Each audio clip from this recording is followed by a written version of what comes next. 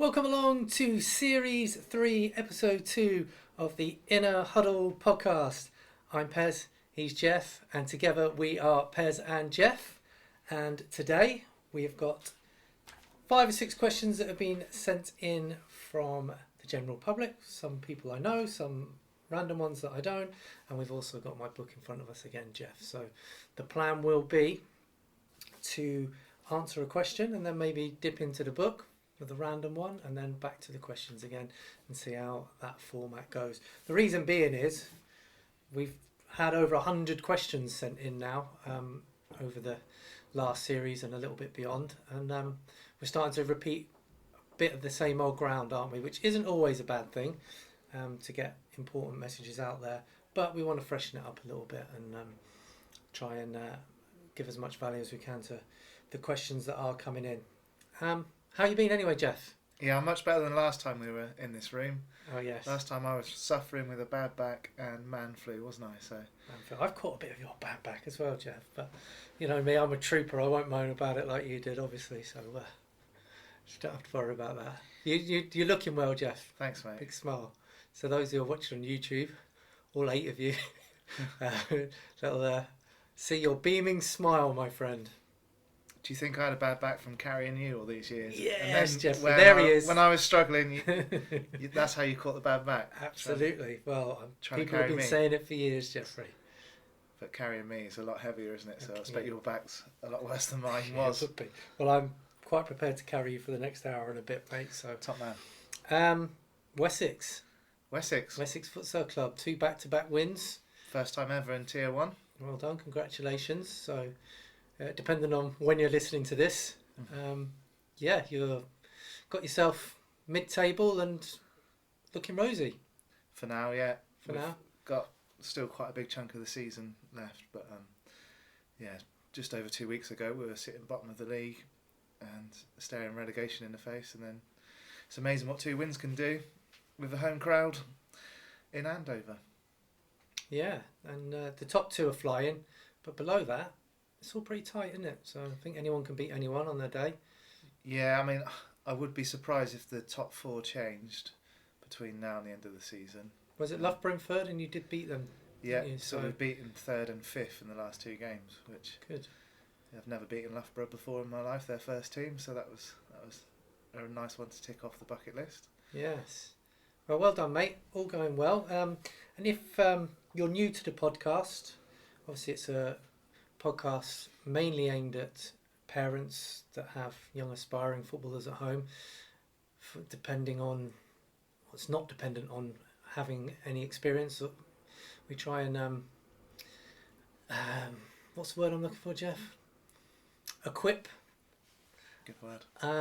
If it's the right word. Anyway, it's designed for everybody is what I'm trying to say, Jeffrey. So no matter whether you've played football before or whether it's completely new to you, you'll find something. So we've got some questions that are sent in for us using our probably 50 years between us, Geoff, something like that, coaching experience from Premier League and Premier League players right down to groups that still got children in nappies. We've had, haven't we? So the sort of the kickstart group. So lots of experience to tap into. I've got the book here, Did You Win, Did You Score? How to Help Your Child See Football and Life. So we'll dip into that shortly. And then we just read out the questions and waffle, really, don't we? And hope people can pick the bones out of it. Speaking of children in nappies, it was a player that was once in nappies in their first session that scored another international goal for Georgia, wasn't it, this week? Yeah, so George Chibanidze, who's at Bournemouth. I think he's going to be a scholar there next year. I think he's in his last year of the academy. But yeah, so he scored another goal. I think it's his 3rd for Georgia, which is from his father's side of the family. And yeah, his first session with us, he was in his nappy because his brother was at the main session and his dad said, can you come and join in? And I was kind of like, well, if you help out. And he did for about 10 years or so, didn't he?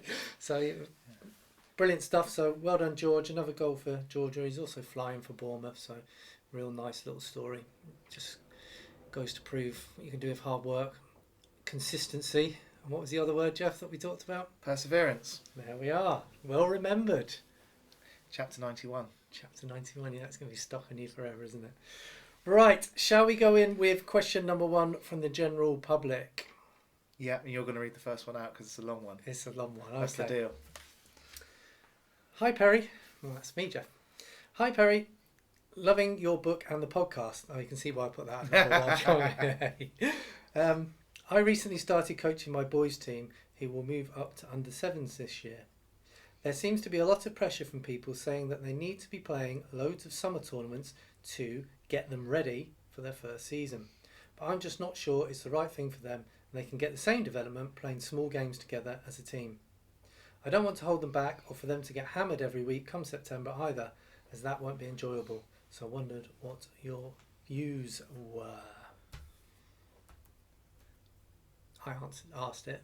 You Okay. answer it. My favourite memories of youth football are summer tournaments. Mm-hmm.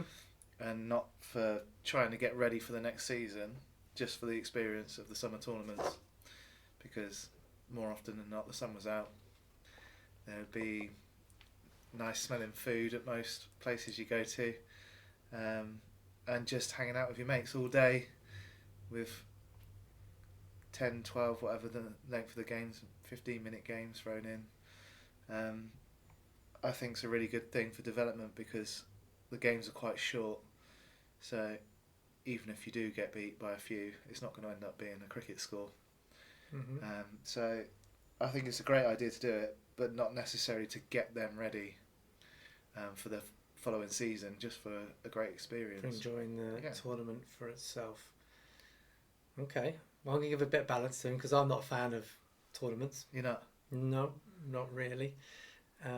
Although I take your point that it could be a good experience and it's a good chance for the team to get together and bond. I actually replied to the guy that sent this through telling him that I wasn't a particular fan of them because a lot of them nowadays, and even when I was taking teams, are highly competitive.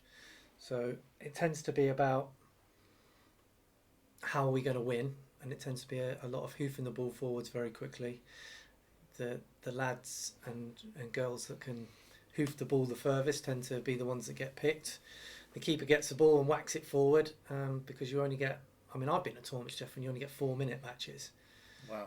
8 seem to have been, I would say, the average, but you can get 10 or 12-minute games depending on the size of the tournament. But say you've got 8 minutes, you know if you concede one for a mistake, it could be you done, you've got to score 2 to win. So it's very hectic, it's probably the right word. Lots of parents shouting, everyone getting overexcited, and if you average out how much time each player gets on the ball in those 8 minutes, you're talking seconds, and I don't think that's enough for them to improve as footballers. Having said that, I did say 2 very well run smaller tournaments would be a good idea for the reasons that you said, and I said you'll learn a lot about your players, and probably more importantly you'll learn a lot about your parents. So you'll learn who the nervous ones are, who the ones that shout out at their children a lot, like the ones to watch, which ones are keeping the water bottle next to them so the kid has to go over there so that they can get a little pep talk from mum or dad. You'll learn a lot. Which one's late to them all, do you know what I mean? So I think it's a good experience, but as you said, to get them ready for the new season and certainly improving them as footballers, probably not the greatest. If you could just flip it, because it's under 7s, isn't it? If it was, well, you've got to think they're under 6s now, so some of them will be 5 years of age. So if it wasn't called a tournament and if it was called a festival of football with no semi-final and final at that age group, should be at that age now. I don't know if they've changed and reverted back. With no medals at the end of it and team photos holding up a big trophy, then it would just be about development, wouldn't it? Every manager and every coach would rotate their players around every 3 minutes or whatever, depending on the numbers they've got in their squad. And everyone would develop. It would be a development thing rather than a results thing and an outcome thing to get them ready, as it says in quotes. Yeah, I mean, the concerning thing was the word pressure. There seems to be a lot of pressure from people saying, well, there'll always be pressure, and there'll be pressure at the tournaments to get results, because say in a 10-minute game you get beat 10-0, then everyone knows that some of the parents are going to be looking at some of the teams that are doing well in the tournament and think, oh, perhaps my 6 or 7-year-old will be better over there. So there's always a bit of pressure to do well. So try and take the pressure off yourself, especially talking to your parents and communicating well with what your philosophy is. If you're going to rotate the players and it's going to be about development, then stick to your beliefs and your philosophy, but communicate it well to the parents from the start. Because if you get a couple of parents who are turning up thinking we're going to play to win and we'll play our best team all the time, and not rotate positions and things, and then you do all those things for development, then there might be a bit of conflict. So good communication is key there. You've made some good points there, to be fair, Pez. I'm just looking back with my rose tinted goggles on, and there wasn't people strutting around trying to put together the best team in the area back then. You just played for your local town or village or whatever with your mates from school mainly. Yeah, and I can't think of too many players that weren't in my year at school at the same school as me, and I don't ever remember some dad or scouting, quote marks I'm going to say again, going around trying to put together some super team of grassroots players in the local area to enter some jumped up league. To be honest, it was just turn up, play with your mates, go home. Yeah, that's a modern problem, isn't it? I mean, but these could turn up at a tournament. If you do well, you're probably going to have most of your players robbed for some super team that's just starting up, that's created a badge and said we're entering this all spangly league. Yeah, so a modern scenario might be,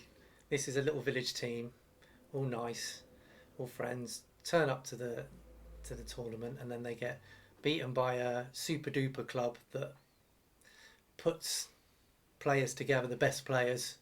Have to be the best. To be the best, you have to play the best sort of attitude. Yeah. And you might come across one of those and get beaten 7 or 8-0, and then find that 2 of your players have moved to them by the start of the season. That is a modern problem. Didn't really get that. No, we had the chance to be consistent and persevere. So the first team I played in would get beat 15-0, and after 6, 7, 8 years of development and just playing with the same people, we were the ones that were winning tournaments and trophies and things like that. So that probably wouldn't be an opportunity for us to have now, would it? Because if you're not doing great, your best players probably would leave to go to a different club back then. And if you were doing great straight away, most of your players would get poached to go to somewhere else, wouldn't they? So that little village team that I played for, it's rarer now. Probably would have folded within a couple of seasons. Add in social media as well. So then you get home and you scrolling through Facebook and Instagram, and then you see loads of photos from the tournament of children with medals and trophies and things, and that makes it worse, especially for the parents who always think the grass is green. So I'm annoyed now because I've come round to your point of view and taken my rose. No, because I think you've given the perfect balance to it, because you do have to balance out the experience. So pick a couple of really good tournaments or smaller ones that say all the right things. Maybe ask some people what a nice little small tournament is with not too many teams. Sort of, like you said, small villagey teams. Under 7, see if you can find a festival of football rather than a tournament. Yeah, I'm not so sure whether they're not called festivals now, and whether everyone does get a medal, or whether it's reverted back, which a lot of non-competitive football seems to have done, going through various loopholes to be winners and losers and finalists and things. But so there's no easy answer to it. I did say pick a couple of good ones so that they get the experience and you learn a lot from them. And like you say, you look back on it and think, oh, what a great day that was, and they don't remember the results. It's just making sure that no harm's done to your team during it. But then if they don't get any experience, like they're saying, and then they get to their first game and they freeze because they've never played together before, and they get hammered, then they might start losing players. So there's no obvious answer and quick fix for this. But I did say, try and find a couple of nice teams you can have a friendly against, and play at their ground, play at your ground, or wherever you can get a pitch, and a team that's similar to yours. That's obviously same age group. They're not, I was going to say same level of experience, but they'll all be at that age, the same level of experience. Maybe with a similar sort of development philosophy to yourselves, and have a friendly. I even put what I used to like to do with my younger ones was play 4 quarters in the first 3. You'd play as your team, and you'd rotate positions and everything, obviously. And then the 4th one, you'd mix in with the other team, so you put bibs on, so you'd have some of their players on your team, and that seemed to be really fun, and the kids absolutely loved it, and almost diffused any score line that may have been brewing from the other 3. That's quite a nice thing to do, and if you've got big squads, you can maybe break it down into, split your pitch in half and have, I don't know, 3v3s. I don't know, what do they play at under 7s anyway? 5s. 5, so you could have a couple of 3v3s going across the pitch if you've got enough goals and things, and then put it back together for your big match to finish. Yeah, it's got to sort of think outside the box a little bit of how you can maximise your time, or their time with contact with the ball, and how everyone's going to get the most out of it. So yeah, a couple of friendlies, a couple of tournaments, and then training sessions where you play small-sided games. I think that sounds like a good summer and best way to prepare for it. But subjecting children to a little bit of nerves and competition is good early. So there might be someone going, no, it's good, they should get out there and be subjected to competition and losing and winning and stuff, and I think that's probably right. There's something in that, but it's got to be controlled, not over the top. I think it's a good start, Geoff. Yeah. Are we going? And we gave some balance because we disagree with each other for once. Question. A little bit. Question, chapter, question. Yeah, do you want to do question, chapter? So we go to the book? Yeah, I need to get the... the random number generator up. I did this earlier and then forgot about it and put it back in my pocket. Huh. Well, there you go. Professional as always, 150 Jeffrey. chapters, wasn't it? 150, so yeah, but 1 to 150. We do actually have a list of ones we've had before because, believe it or not, we've done 2 episodes with the random number generator and we repeated chapter 16 twice. I was horrified when I went through them today, and just to make a list of them, oh no, I need to watch them back and see... We've probably totally contradicted ourselves. So, maybe don't go back, anyone, and check what we said for chapter 16 twice. Are you ready, Geoff? You just told everyone to do that now, really. Yeah, yeah. 3, 2, 1, randomise. 142. 142. Do you want to check to see if we've had it first, Pez? Oh, yeah. I should have put them in... We've had 145. No. So we're looking good. 142. 142. Ooh, my goodness. This is the first chapter of the last section of the book. And the last section of the book is individual practices, training at home and skill acquisition. Very controversial. These pages topic. are in black. Yes, that's like a section separator. And the quote for this section is by Arsene Wenger, and is, if you have no technical skill at 14, you can forget it. You will never be a football player. And you can find that on YouTube if you want more context to the question he was asked when he said it. So, number 142, the title is, What is Skill and What is Technique? Do you want to read out the opening quote? Hang on a minute, I might be in the wrong place, so you better read it. It's 142 up there, look. It's the next one after the black page. One more, there it is. No, I got you. Opening quote from Will Smith. Yeah, from Will Smith. Talent you have naturally. Skill is only developed by hours and hours and hours of beating on your craft. Will Smith. Will Smith. Yes, so I shall read the first paragraph, maybe the first 2, and then we'll have a little chat about it. The best place for me to start is to explain the difference between technique and skill. Technique is what a player does with the ball. A skill is how those techniques are then applied in game situations. Techniques can be mastered in isolation, but they need opportunities to transfer those techniques into functional skills. It is possible to jump straight to the functional skill phase and then learn on the job, but skill acquisition, in my experience, is accelerated when correct individual technical work has been carried out previously. In essence, players earn the right to be skillful through purposeful, progressive, exploratory and repetitive practice.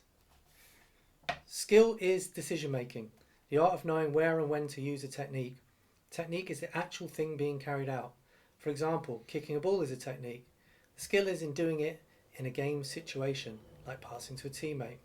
A Cruyff turn on its own is just a technique, but if done successfully in a game situation, it then becomes a skill.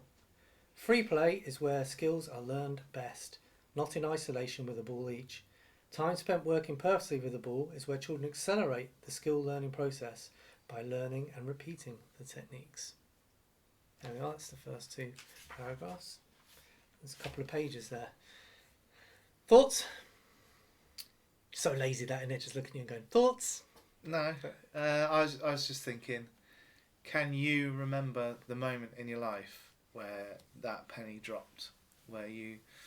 Because this is something that gets dismissed so much, isn't it? That working with the ball individually it gets dismissed as pointless because then you've got to relearn the skill in a match environment because of all the decisions and the information you have to take in, and that is what skill is, executing that move or decision in a game scenario. That's the skill bit, isn't it? Mm-hmm. Can you remember the point in your life where you had a ball at your feet, or when you went, because I did that, I got that outcome with the skill? So the techers training, as you call it, the technique training, individual, and then it paid off and you felt that moment where... Yeah, well, firstly I'll say the trouble with the opinion that everything would need to be relearned in a game situation, so it's pointless, which is what I think you started by saying. I understand it, and if before I realised the benefits to it, if someone had explained that to me with a bit of passion, I would have agreed. And to a certain extent, they are right in terms of that is the best way, is to learn playing the game and experimenting and trying things. I think what those people don't quite understand is doing some stuff in isolation accelerates that learning that's already the best way, if that makes sense to you, Geoff. Yep. So to dismiss it out of hand, I think's not great. I wouldn't say wrong because I want people to have their own opinions, but I think it's great. And there was a quote by Janino when he was asked about static sort of practices, or I don't even like static because it's like choreographed stuff comes to my mind with people dancing on the ball, but moves done in isolation, he said on their own it's just like learning to swim on dry land. You could do all the techniques for the butterfly and the breaststroke and things out of the pool, but you need to learn while you're in the pool. That's excellent, but there are things you can do in isolation that will accelerate the learning for when you do go in. Like boxers, they practice many different elements in isolation, from pad work to skipping for footwork to slipping and sliding under a bit of rope and lots of other things, catching a ball off a wall, and trying to think of all the stuff that my son does. They're not always in there sparring and learning on the job, are they? That would be nuts and quite dangerous, really. They need to learn the basics, the fundamentals, and when they get good, then they need to learn some tricks of the trade and some skills and some disguise and etc. etc. So I think the two can go in tandem. When the penny dropped for me, sorry Geoff, answering your question, Simon Clifford at Brazilian soccer schools, and then looking into Wilco Erver's work and Johan Cruyff's philosophies, which is saying, because Johan Cruyff's come out with some sort of statement about skill and technique, and a little bit of it's been taken out as if he wasn't a big fan. people use that sometimes, but he was from the Will Coerver School of Technical Development, so you have to take everything in context. Yeah, Simon Clifford at Brazilian Soccer Schools was the first one, Geoff, who I thought, oh, there's a different way. I instantly got it. There was no cues. There was children with a ball each. They were making mistakes, which meant their brain and body and neurological pathways were adapting to those mistakes, and they were getting feedback, like a feedback loop from their mistakes and trying again, all individually, not just a queue of kids and X passes to Y and overlaps to here and that type of coaching. It was, ball each, try this, try that, and the children could go at their own pace and their own rate, and I just got it. And the penny drops. And then I read Bounce by Matthew Syed. Is that right? I think that's yeah. right. And I started thinking, this book could have been just written for me. And I sort of went on this journey and kept adding bits from was it Malcolm Gladwell as well. I know some of his stuff for 10,000 Hours is a bit controversial, but I kind of got the concept of it all. And that was my foundation for all my learning. But I'm a massive fan of free play as well, and kids going and exploring.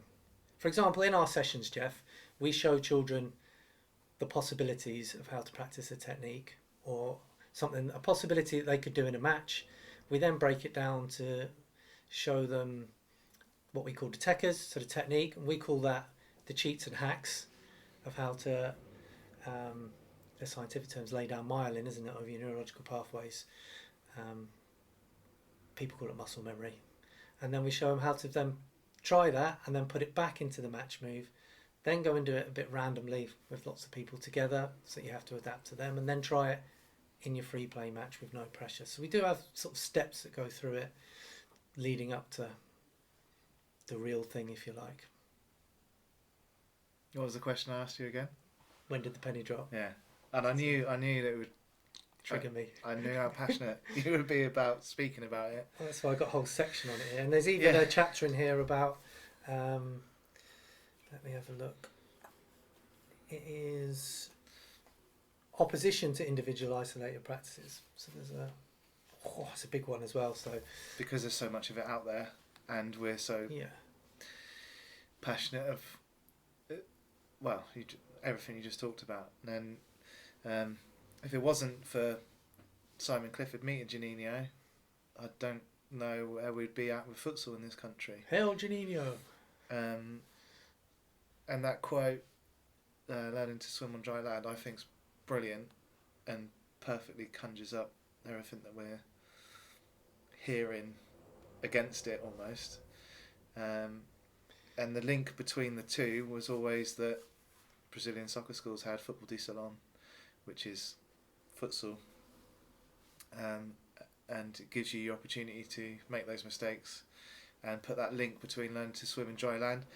And I even think maybe a better analogy might be learning to surf on dry land, because a surfboard is the extra thing like the football, isn't it? So if you want to learn to surf, you don't just get thrown in the sea with a surfboard and go jump up on that board. You spend I don't know how many times repeating trying to jump up from the floor on the beach on the beach onto the board, and then you straight away jump in the sea. And can you do it with the randomness of the waves? And every time you do it, it's going to be mistakes. You've got that feedback slightly different, and you've got the safety of falling into the sea, which is, you're going to be all right, aren't you? Yeah. Generally.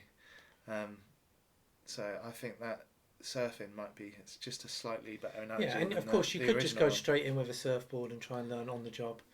But if somebody might be able to do that, yeah. But it would be, obviously, I think, in my opinion, which doesn't count for anything, a lot harder than if you've practiced the technique and you've got used to that initial jump and the explosiveness that you need to get up and balance. And yes, you do have to relearn that again outside. Yeah, of course you do. But you've accelerated that learning by doing the technique on dry land. There's definitely a reason a surfer does that, and every surfer probably that's ever learned to surf has practiced that on the beach, because it works. and I don't know how else to get the point across to people that individual ball mastery, technique training, or techers training as you call it with the kids, it works. So for me, the moment the penny dropped was I'd done a load of research into Brazilian soccer schools before I'd even met you, and to the point where I went and bought myself a bag of balls and thought, this is all I'm going to do in my coaching going forward. So I bought a bag of size 2 football de salon balls, futsal balls, and I went into the back garden and I just practiced the things that I could find on YouTube, which was individual practice, and I could feel myself becoming a better mover and a better player, and all the things that we talk about constantly. Yeah, because what we should, but children don't need to get everything right that we're showing them. No. They find their own way through exploration. That's the key word. They're going to explore and try to find their own way with it. And the very least, they're getting purposeful touches of the ball, and they're learning how to move and to move better and to learn how to learn for themselves. Sorry, Jeff. No, it's all good. And then there's things you can do to help those steps, which is to randomise the individual patterns, isn't it? So you can go, right, this is very repetitive, do this, but then combine it with this, and you can come up with your own individual unique thing that nobody else in the world's doing. So you can add your own randomness to the non-random training, if that makes sense in any way at all. But repeating something without repeating it. Yeah, repetitiveness without being repetitive. I know there's a quote there somewhere. Yeah, it's in there somewhere. So. But the key is then to give them the opportunity and the freedom to go and try these things in the matches. And a lot do. Some don't. They sort of revert back to whatever sort of player they might be. But even the ones who aren't trying these skills, they're moving better. They've got a better touch of the ball, and it improves their confidence massively if they can do some of these things. And it's something that they can go and show parents after. What did you learn today? Oh, we learned this, this and this. And sometimes I say, I think I did it in our last session with you, Jeff, you probably wouldn't use this skill in a match, but just by practicing it will help you move better. It'll give you better footwork. So you kind of need to explain what you're trying to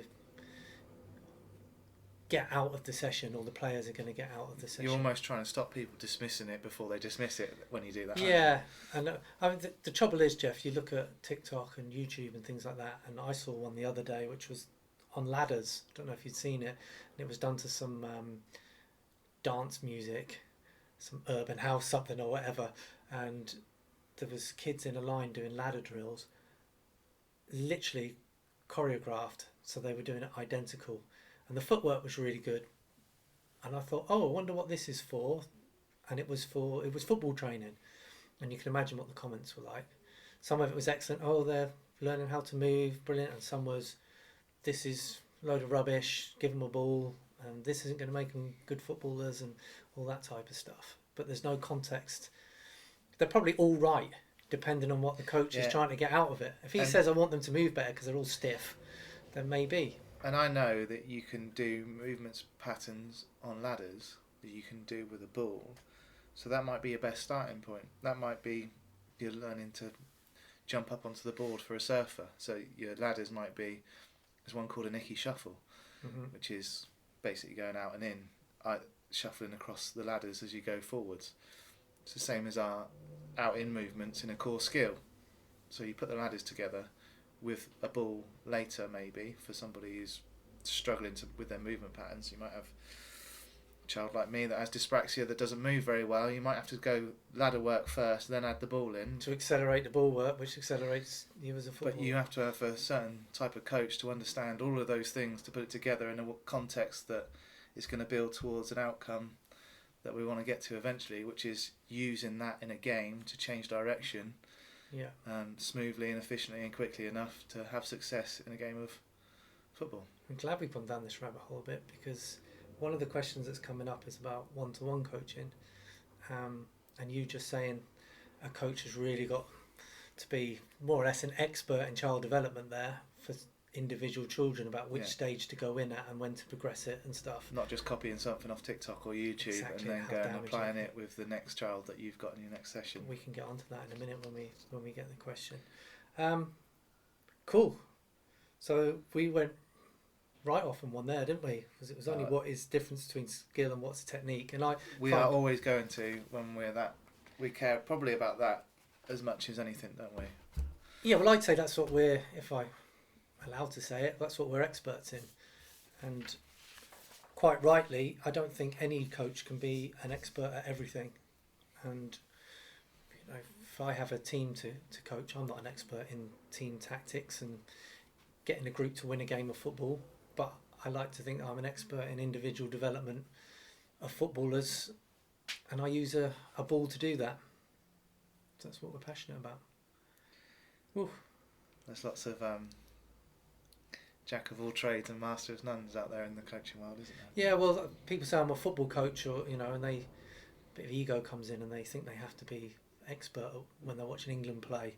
Oh, this is what Gareth Southgate should do, and you know, and they run an under-9s team. Yeah, and putting you know, blogs out about certain teams and what they should and shouldn't do, and you think, well, you're not an expert in that. You've never been in that environment.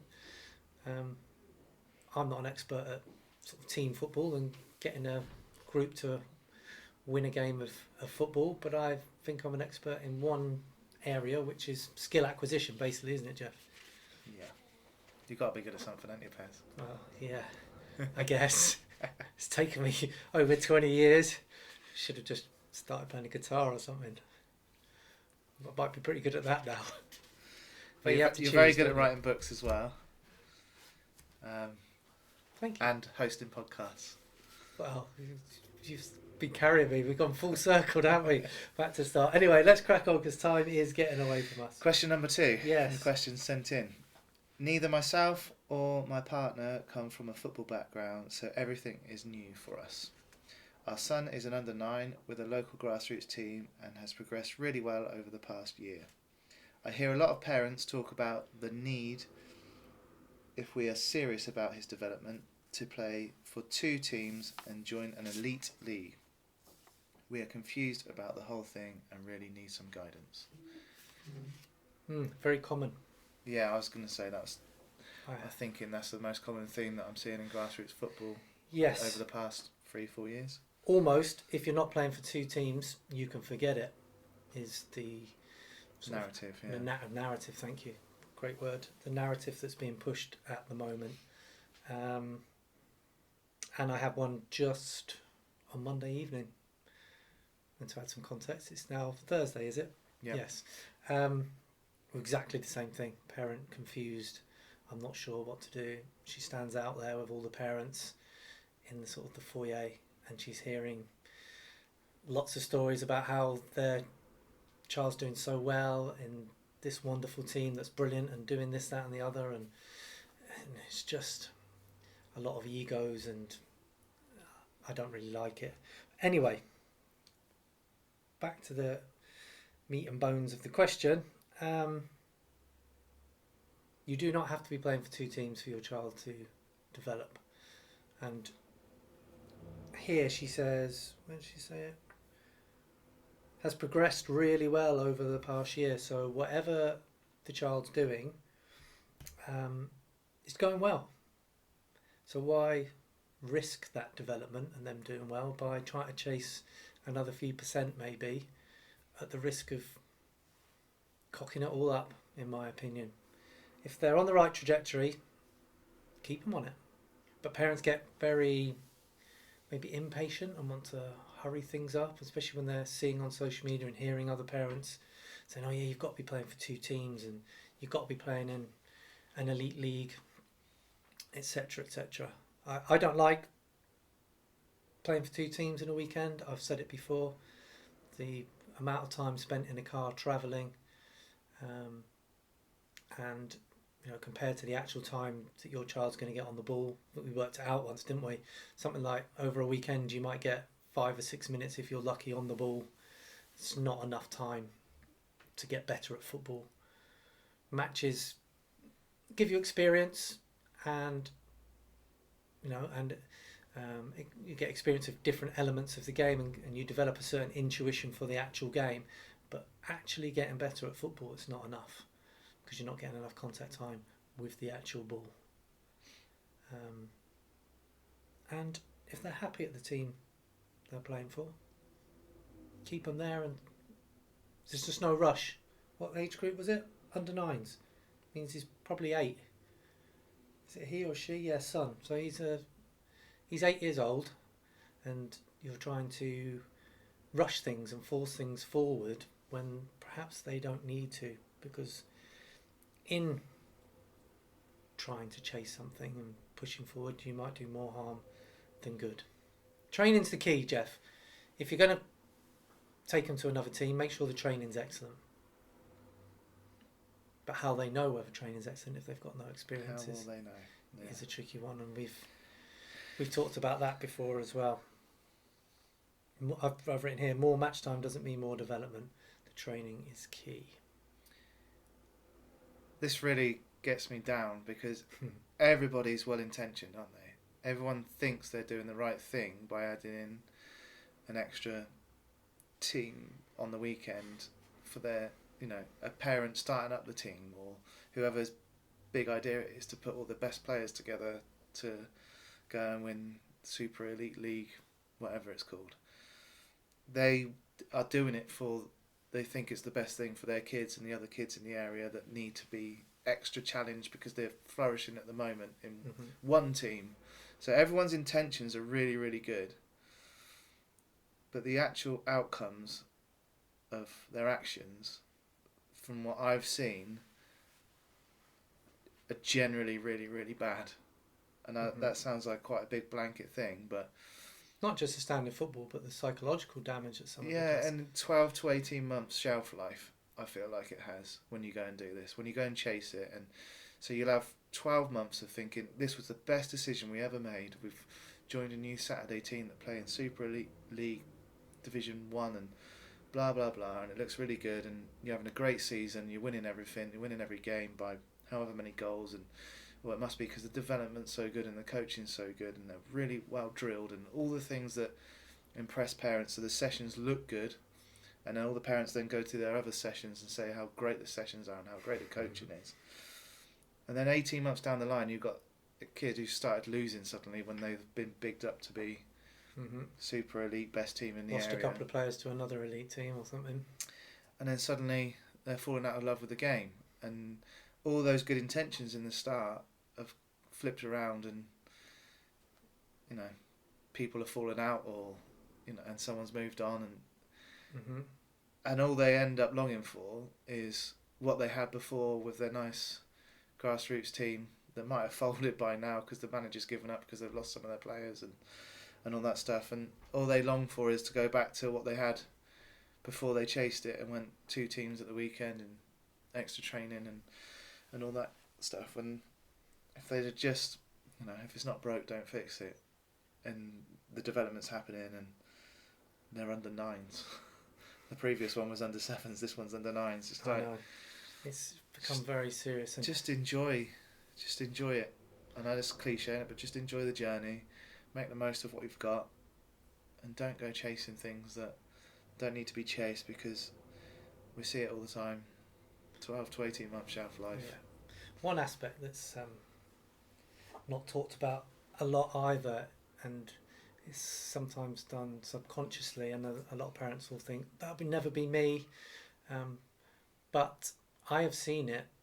If a parent or parents are giving up a large chunk of their Saturdays and a large chunk of their Sundays driving their child around, so they sacrifice their time. It's expensive with 2 teams, petrol money, sacrificing time with the family, their own hobbies. Siblings might not get as much time of their time. Lots of sacrifices like that. I have seen it where parents think they're owed something, even if it's subconsciously, by their child. So when their child suddenly says, oh, football's not for me anymore, I want to go and try boxing like my son did, or hockey, or whatever it might be, you've put so much into it, put so much skin in the game, for using that term, that you find it really, really difficult, and will try and cling on to it. And your identity might be entwined with I'm a football mum or football dad, and my weekends are sacrificing for my child. And then your child turns around like they do, don't want to play anymore, especially when they get to big school and they've got other things going on. It's quite a dangerous route to go down, I feel. And I've seen resentment from parents who just wanted their children to play, even if they didn't want them to play at the professional level. They just want them to play at local team, and they could go and watch them and have a pint while they watched them. A lot of dads are like that. As long as they play good standard local football, I'll go and watch them and have a pint on a Saturday afternoon, and suddenly your child's quit. It's kind of your dreams being entangled with theirs, and it can be very difficult to deal with when it all comes crashing down. So you've got to be very careful. You need time for yourself. There's another chapter in the book about this, really. Time for yourself, time for other family members, time for your own hobbies. Don't make your weekends all about traipsing around the country for your child's football. That's why I think one day's enough. If it's a good team, good training, and have another day for the family, for other hobbies, interests, or take them to another training session if you want, but not, all the travel and all the competitiveness. I'm not a fan. I know people are. It's not going to change. But that's my 10 penny worth. I don't think it's a magic formula. Oh, I'm going to put my kid into 2 teams now and they're going to be twice as good, which I think a lot of parents think. It's easy shortcut, isn't it? Yeah, I think a different hobby altogether is a great shout. Just martial arts, or you might find that they actually help accelerate the football development as well. Often some of them are called donor sports, where practicing one crosses over to improve another sport. I don't think I've heard it called a donor sport. You haven't read my book then, Jeffrey? Because it's in there, I think. Is it? Yeah, it's on early specialisation chapter, and playing lots of different sports. Well, maybe that'll come out on the next randomizer. God, wouldn't that be so random? What a nice link. Shame I didn't have my phone ready. Yeah, you put it away again, didn't you? So, randomise. 29. Have we had 29? No. No, okay. 29. Oh my goodness. This fits in with what we've just been talking about. Blimey, it does, doesn't it? Exactly. Chapter 29, avoid chasing the dream. There are no shortcuts to any place worth going. Beverly Sills. So that was the opening quote. I have no idea who that is. I've no idea who that is either. I must have done when I put it in the book. Probably my next door neighbour at the time or something. No, I should Google it. Beverly leaning on the windowsill. Yes, it's exactly that. But thanks, Beverly. That's a great opening quote. There are no shortcuts to any place worth going. So yeah, this is just going to be an extension of what we've just talked about. Chasing the dream somewhere else and not being satisfied that you're getting enough. That's quite a similar quote to the Will Smith one in the last chapter as well, isn't it? About beating on your craft. There's no shortcuts. It's a very similar type of message, isn't it? There just isn't. Just aren't any shortcuts to anything worthwhile in life. This is what I think parents do. They put them into a second team because they think that's the quickest shortcut. Maximise the weekend, but at the risk of what? So anyway, shall I do the opening couple of paragraphs in here? I'm sure it'll fit in nicely to what we've been saying, and then any of the key takeaways. I would say that it is the biggest and most detrimental thing I see parents do regularly. I've known 10-year-olds who have had 8, 9, 10 or more different clubs. It usually stems from a parent who believes their child is very good and is desperately searching for someone to see what they see. They see on social media that a club has had players get signed professionally or is playing in a league that scouts might watch, and they think they must take their child there as they just need an opportunity. They usually believe their child to be better, or at least as good as, the players who are getting signed by professional clubs. Statistics show that almost 100% of parents believe their child to be above average. Now, I'm not a mathematician, but even I know that that means at least half of them must be wrong. To be a professional, a player has to develop to a very high level in so many different areas, technically, physically and mentally. There are no shortcuts to this. My advice is to not go chasing externally, but look internally. The important thing is the process of continual daily personal development and improvement within an environment that's engaging, challenging and fun. Success, in quotes, is an outcome, and outcomes can only be achieved by going through the relevant process. If your child keeps changing clubs, has private coaches and attends expensive training centres, then I'm afraid it is likely you are chasing the outcome and looking for shortcuts. Excuse me, dry throat after reading all that. And it's quite, 3 pages long, so that was the first 2 paragraphs. I've highlighted one part here, which is setting some long-term goals and short-term targets, all with development in mind, can help children engage with the process and stay on track to achieving their desired outcomes. So there's a whole chapter on goal setting. And the end quote is, concentrate on the process and the outcome will take care of itself. And that's various. I've heard that lots of times. Yeah, it's probably the most quoted thing I hear over the past. Yeah, it's become cliche now, though, isn't it? Even though it's so important. People talk about it all the time. I think even if they're not really that focused on the process, and it's so easy to say it after you've had a good outcome, isn't it? And, yeah, so going back to the question that we had earlier with the under 9, they're on the right trajectory. They seem to be doing all the right things. So keep doing it, because they're whatever they're doing is working. So that's the process. So as we said with the opening chapter, there are no shortcuts. Whew. I think we've done that one to death with the last question on this one. Anything you want to add on that? No, I think it's all very self-explanatory now. We've, like you say, we've done it, haven't we? So what are we on to now? Another randomizer? No, it's another question. Should we go with one more question, more randomizer, and then we've done 3 and 3? Yeah, cool. One more question. So it's question number 3. Yeah, is it my turn to read it, isn't it? Yeah, it is. I recently put a post on a Facebook group asking if anyone could recommend a one-to-one coach for my son to help increase his confidence. Lots of names were suggested and people tagged, and now I'm not sure who the best one will be. What should I be looking for? Go on, Pez, I'll let you get yourself into trouble now. Yeah, well, I won't go too deeply into it, but there is a chapter in the book about one-to-one coaching and coaches, and it is entitled Beware of the Cowboys, or Cowgirls, because there are a lot of them out there. My advice would be, well, let's go right back to the beginning, Jeffrey. I'm not always sure that one-to-one coaching is a quick fix for anything, especially confidence. You've got to be very, very careful.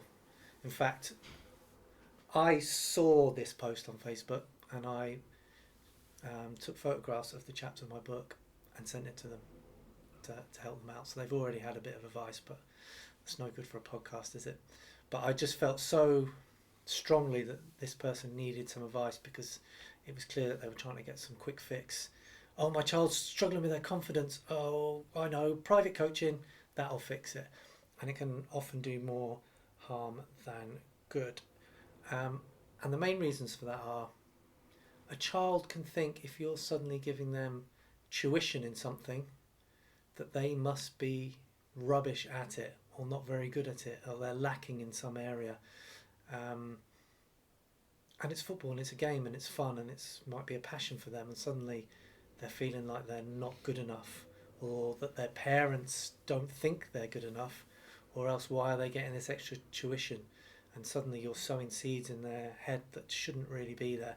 And if you say, we're going there to try and increase your confidence, they'll be like, well, what's wrong with my confidence? And you're putting these things into them. Oh, am I someone who struggles with confidence? And it can do, as I've said, a lot more harm than good. And it can also make the child think that football is more important to their parents than it is to them.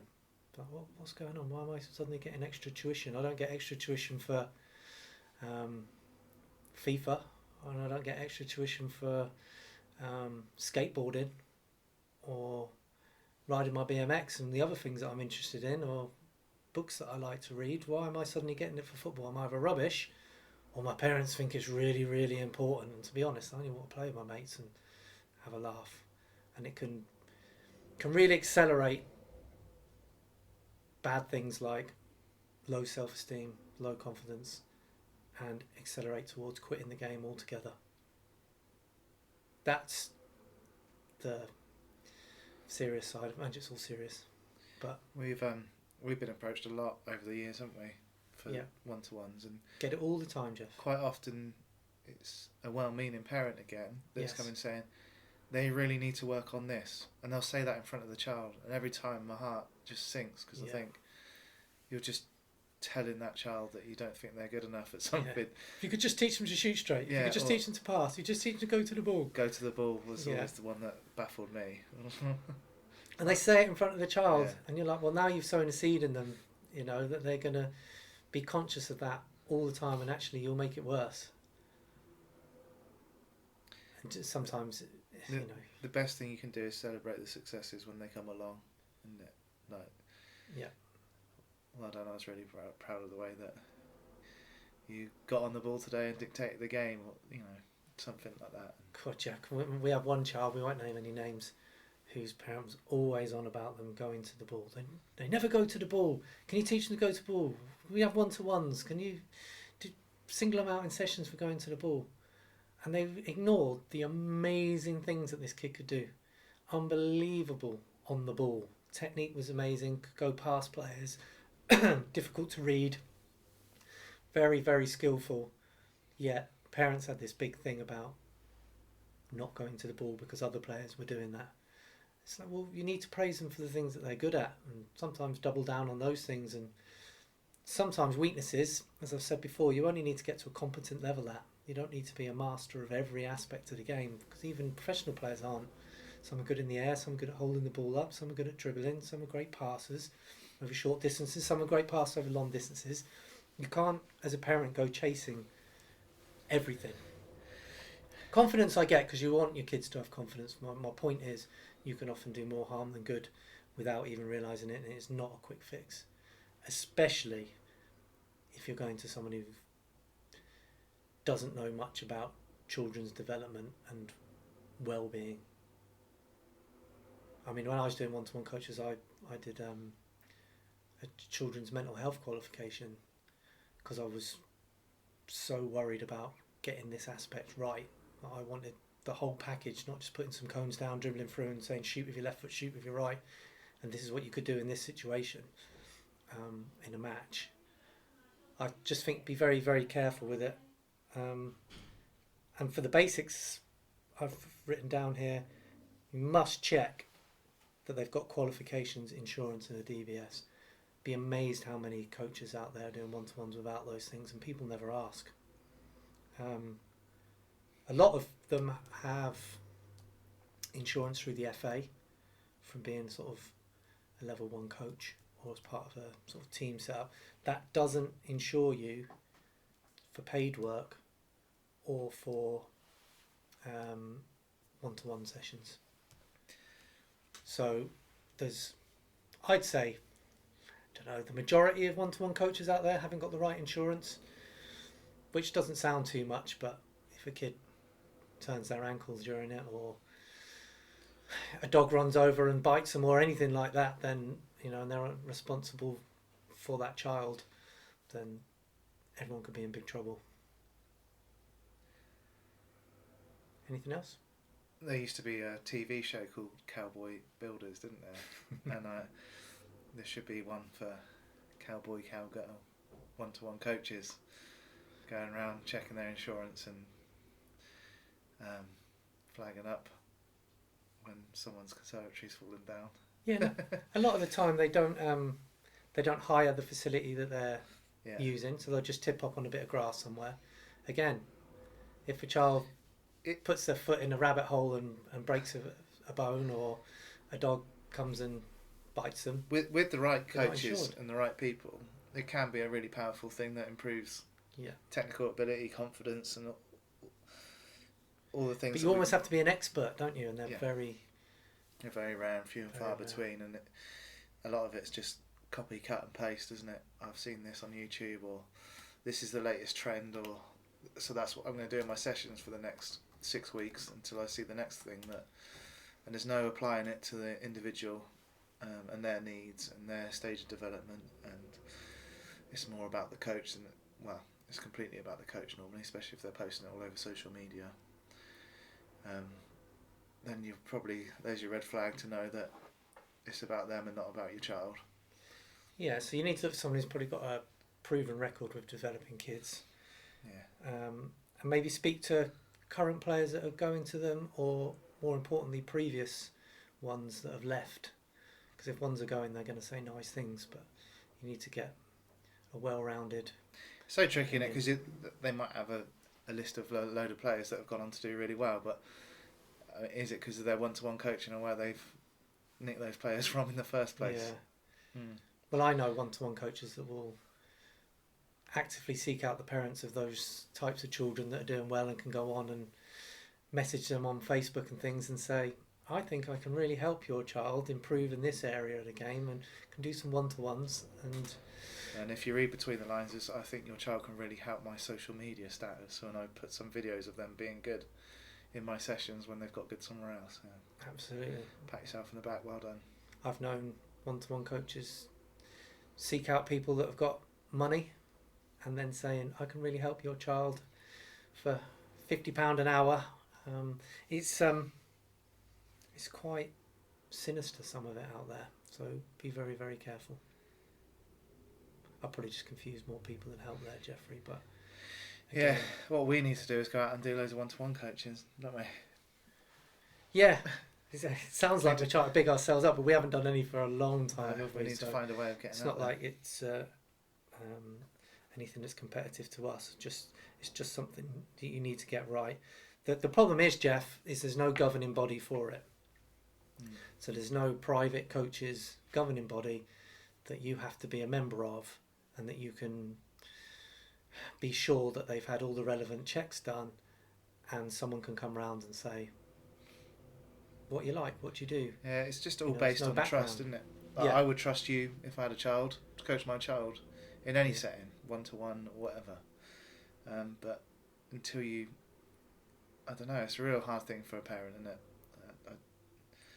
So, if in doubt, best avoided, I think.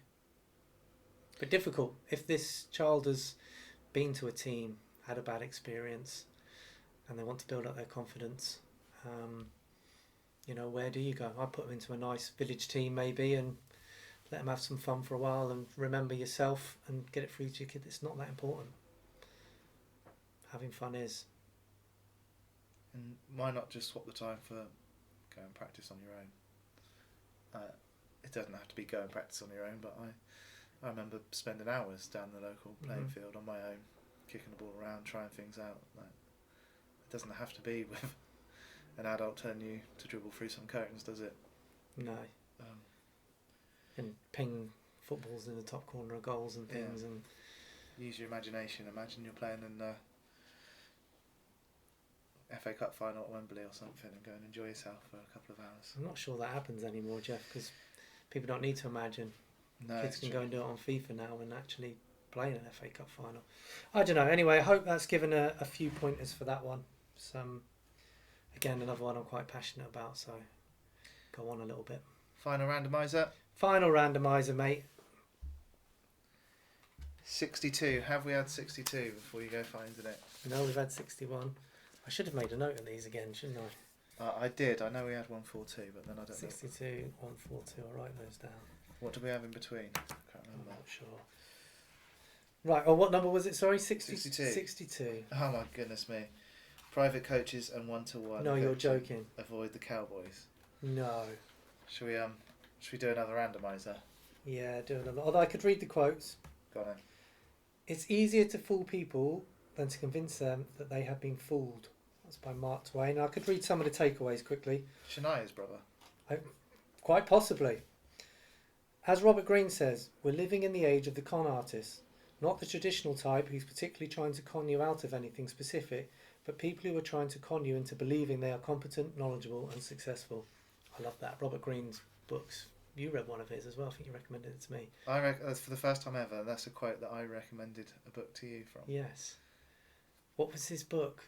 Mastering... No. I don't know, but he had such an interesting life, didn't he?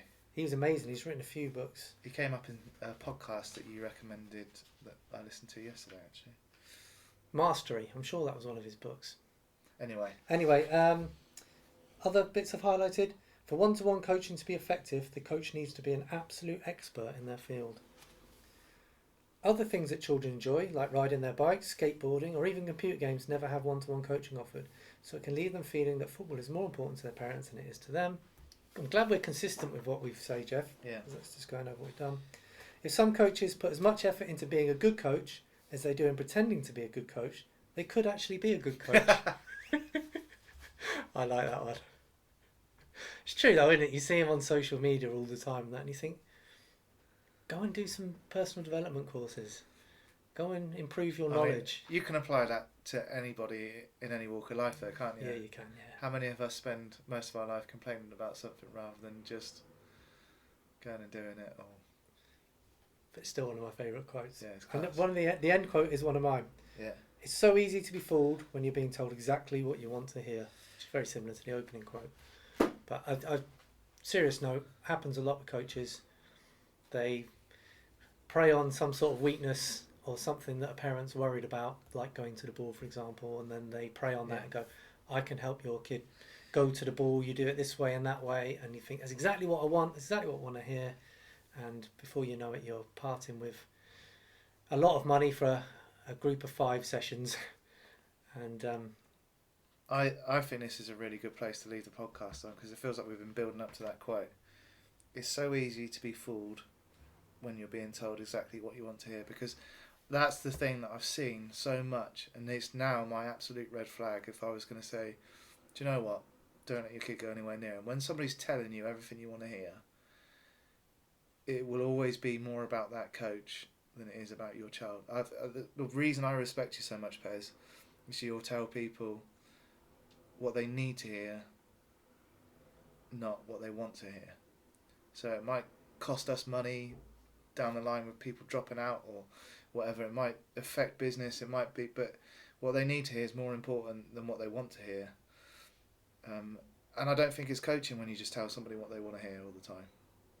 Well, we're in the business of developing children, not developing money. So you have to start these things and continue with the right philosophy morally. There we go. Okay, I agree. We'll leave it there then, Jeffrey. Because it just leads on to your final quote that you always leave us with. It does, but I do have a couple of things just to add here, Jeffrey. I'd like to wish young Mo and Corey, who works for me and plays for Wessex, good luck. Is it this weekend or coming up? They've got England camps, the pair of them, for their respective age groups, for futsal. We've known these two players for a long, long time. Like I say, Corey's one of my coaches at Pez's and plays for you at Wessex. So I think it's only right that we wish him all the best of luck with that and go and enjoy it. And Mo's mum is a big part of the reason that we're here today doing a podcast. Mo came to Pez's Street Soccer. I got invited in on her radio show at the time. Mm-hmm. And I asked if you could come in with me. Yeah, that's normal. And then you got the bug for doing the radio show, which then turned into a podcast, the Inner Huddle. And you kept dragging me back ever since. So yeah, the biggest mistake of my life was inviting you along to that radio show with Mo's mum. Thanks, Mo and Mo's mum. Yeah, they invited you into. It was a Keep You Up challenge, wasn't it? Was that right? You were doing? Yeah, I was raising money for the futsal club at the time. And Mo's mum thought it'd be a good idea to get in on local radio to promote it. And he said, "Come on, make Pez come." And we had a holiday camp coming up, so we thought, oh yeah, that'd be a good idea to promote kids in the local area coming and doing some futsal at the time as well. So it all. And then we got our own show. All tied in nicely. A year or whatever it was, year and a half. On Castle Down FM. Yeah, great days. Enjoyed it. And yeah, that obviously led to the podcast, and the rest, as they say, is history. Please subscribe and share. We do get, thankfully, a lot of downloads from all over the world, from some quite bizarre countries as well, that you wouldn't think that we'd be big in, like Azerbaijan and things like that. But please do subscribe, because it really helps us grow the podcast. Even if you haven't enjoyed it, just subscribe and share it if you can, because the majority don't actually subscribe to it. But if you do, you'll obviously get a little notification from your podcast app to say that when the next one's been released, and helps us and helps you to keep on top of everything that is your child's football development. And this episode is sponsored by my book, Jeffrey, which is Did You Win? Did You Score? How to Help Your Child Succeed at Football and Life. And it is available on Amazon. Just type in my name, Perry Cocking, and you will find it. Happy? Very. I enjoyed that, Jeffrey. Good job, Pez. I always enjoy hanging out with you. And what else would we do? Well, probably go to the pub and hang out, wouldn't we? Really, let's have it right. Talking about we should do a podcast. Quite possibly. No, I've enjoyed that one, Jeff, and I think we've done all right. So thank you as always, and never forget, football isn't that important, but children are. And we'll see you next time.